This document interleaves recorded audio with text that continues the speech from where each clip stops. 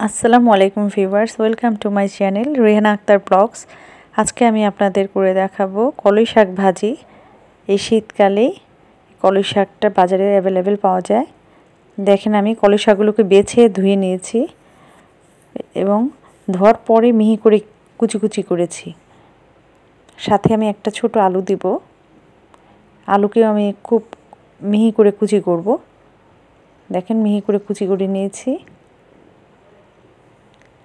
এখন আমি একটা কড়াই নিব, চুলাতে একটা কড়াই দিয়ে দিব। কড়াইতে কিছু পরিমাণে তেল দিব, পরিমাণ মতো সরিষার তেল দিয়ে নিলাম।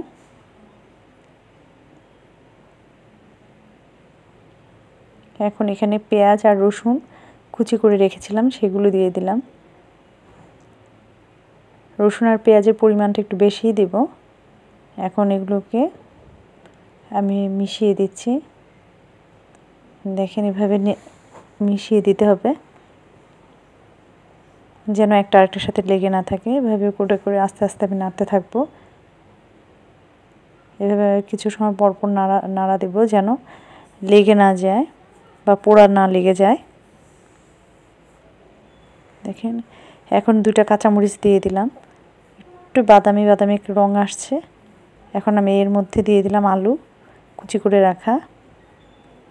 আলু কুচি দিয়ে এখন এটাকে আমি তেলের মধ্যে ভাজতে থাকবো।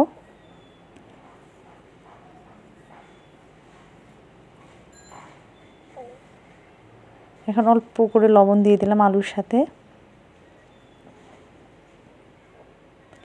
এভাবে করে ভাজতে থাকবো যেন লেগে না যায়, পোড়া না লেগে যায়।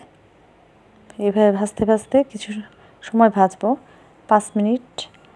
এরপর আমি শাক দিয়ে দেব এর মধ্যে।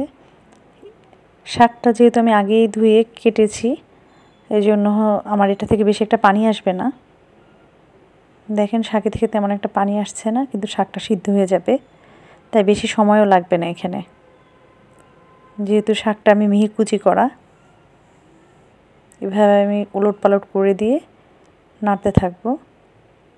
মোটামুটি আমাদের শাক হয়ে এসেছে। দেখেন, শাক আমাদের রেডি। সবাই রান্না করে আমাকে জানাবেন কেমন।